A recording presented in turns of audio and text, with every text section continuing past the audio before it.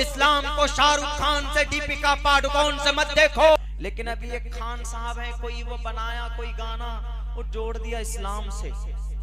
ये देखिए वहां पर तो जाफरानी रंग का कपड़ा पहना दिया, हमारे हिंदू भाई को तकलीफ देने के लिए हरे रंग का कपड़ा क्यों नहीं पहनाया। ये देखिए रिपुटेशन। क्या इस्लाम का कौन सा कलर है? हरा रंग इस्लाम का परमानेंटली?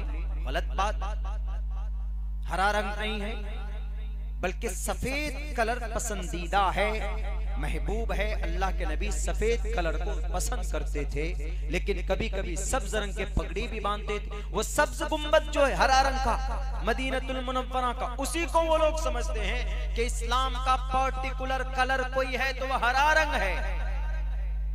जिस वक्त अल्लाह के नबी अलैहिस्सलातु वस्सलाम मदीना से मक्का आ रहे थे, मक्कतुल मुकर्रमा को फतह करने, 10,000 का लश्कर था।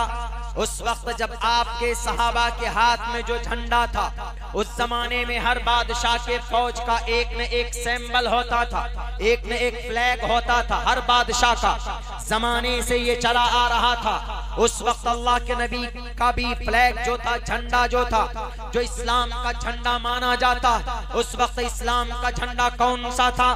भारत के अंदर हमारे मुल्क का, हमारे इस देश का जो झंडा है वो तिरंगा है। तिरंगा में एक रेड कलर है और एक हरा रंग है, और नीचे व्हाइट, ये बीच में व्हाइट, नीचे हरा, 3 जो कलर दिया गया है, 3 बड़ी कम्युनिटी की तरफ इशारा है।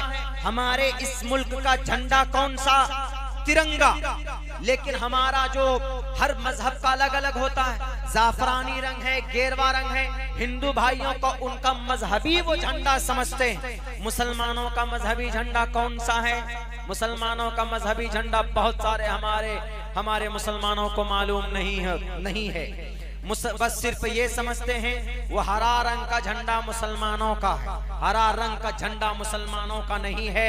अल्लाह के नबी अलैहिस्सलाम जब मदीना से मक्का चले थे तो उस वक्त जब हाथ में झंडा था, जो अलम था, आप अलैहिस्सलातु वस्सलाम के हाथ में इस्लाम की जो निशानी थी, 2 कलर से मिक्स करके उस वक्त वो झंडा बनाया गया था। पहला कलर ब्लैक था और दूसरा कलर व्हाइट था।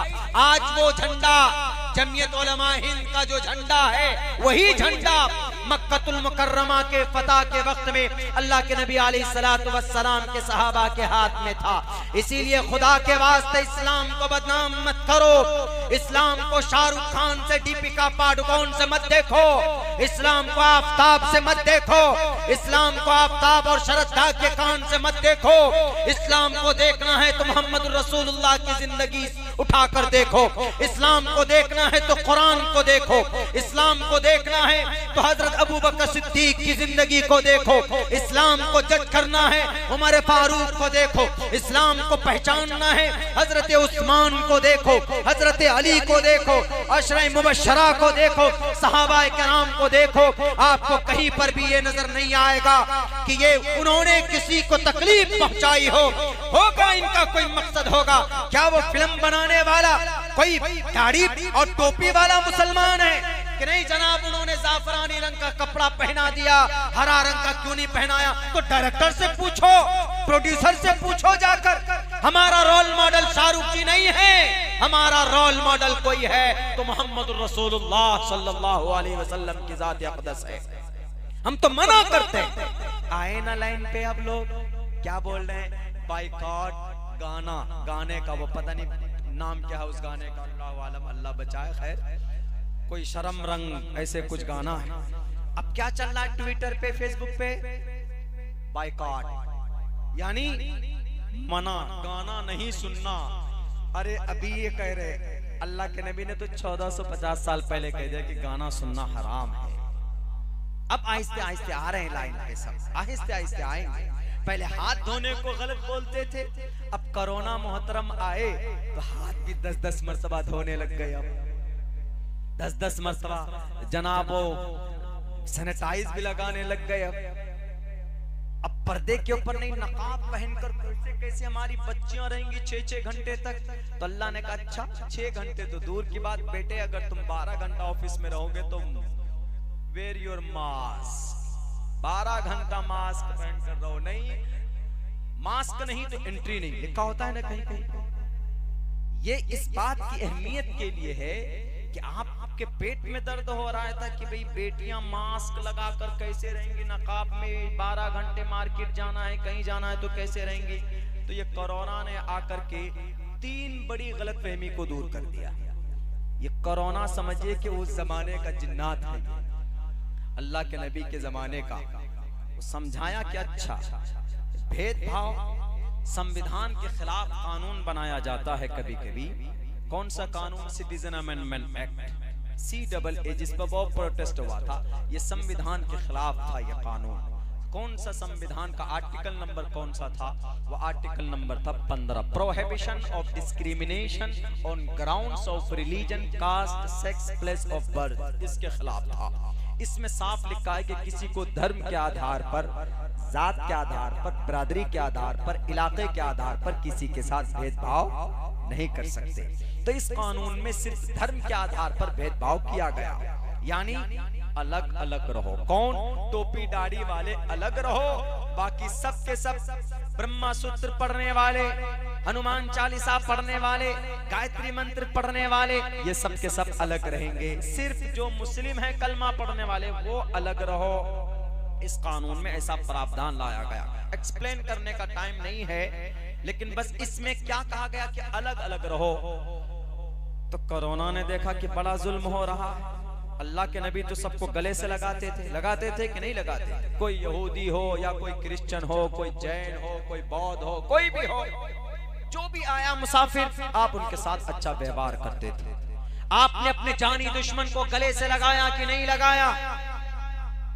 अल्लाह के नबी के चचा सैयदुश शुहदा अल हमजा, कयामत तक लोग शहीद होंगे लेकिन हजरत हमजा के मकाम को नहीं पहुंच सकते। इतना बड़ा मकाम उनका, बल्कि तमाम शुहदा के सरदार। कत्ल करने वाले, शहीद करने वाला कौन? वैसी। हमारे और आपके सामने आपके चचा का कातिल आ जाएंगे तो आप क्या करेंगे? आप फौरन वो जिससे वो गन्ना छोलते ही ना, उसको उठाएंगे, जाकर उसका सर कुचलने की कोशिश करेंगे, बदला लेने की कोशिश करेंगे। आप बर्दाश्त नहीं कर पाएंगे। क्यों? कि मेरे चचा को इसने मारा था, मैं नहीं रुक सकता, मैं इसको भी दफन करूंगा।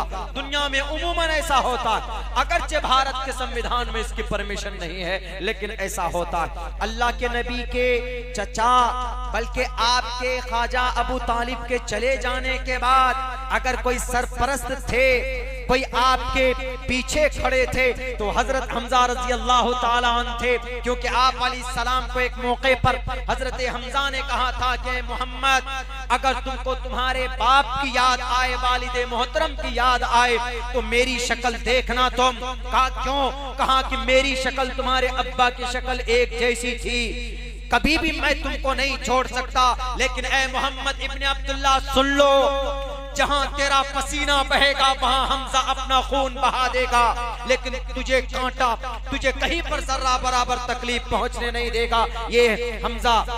उन्होंने कहा कि ठीक है। अल्लाह के नबी को सपोर्ट था। एक गार्जियन को दर्दनाक अंदाज में सीने को फाड़कर, अतरियों को निकालकर चबाया जाता, गले का हार बनाया जाता है और नीचे पीछे से नेजा मारकर हलाक करने वाले शख्स का नाम वैशी। लेकिन एक मौके पर अल्लाह के नबी के दरबार में पहुंचते और आकर के कहते, मैं ईमान लाना चाहता हूँ। मेरे एक प्रोसेस में आकर वो ईमान ले आते, कलिमा पढ़ लेते। दुनिया वालों, है कोई अगर इराक में टेररिस्ट को ढूंढना हो तो अमेरिका इराक को तबाह कर देता है, अपने दुश्मन को माफ नहीं कर पाता। मासूम इंसान अफगानिस्तान में ईंट से ईंट बजा दी जाती है, बोस्निया में खून की होलियां खेली जाती है, चेचेनिया में मासूम इंसानों के घर तोड़े जाते हैं। दुश्मन जो कभी कुछ तकलीफ नहीं पहुंचाता, सिर्फ इस बात का कि तू मेरा दुश्मन है, तुम्हारे पास फना एटम बम है, मैं तुम्हें तबाह कर दूंगा। कोई नहीं किसी दुश्मन को माफ करता, दुश्मन ही होती भी नहीं। लेकिन आओ नबी के दरबार में देखो, मोहम्मद रसूलुल्लाह ने तो अपने जानी दुश्मन को, अपने चचा के कातिल को सीने से लगाकर माफ किया और कहा कि जाओ, सिर्फ इतना करना कि तुम मेरे सामने से कभी मत आना, मेरे पीछे से आना।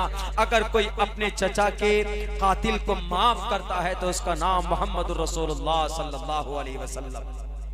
कितनी तकलीफ दी गई थी मोहम्मद रसूलुल्लाह को, लेकिन सबको आपने माफ किया। जाओ इज़हबू व अंतुम मुतलका, जाओ सबके सब माफ। यूं ही नहीं कहा जगतपति असिनाश दूदमन मठेश्वर्य गुणन बिता, यूं ही नहीं कहा दुनिया का मुहाफिज, दुनिया का मुहाफिज।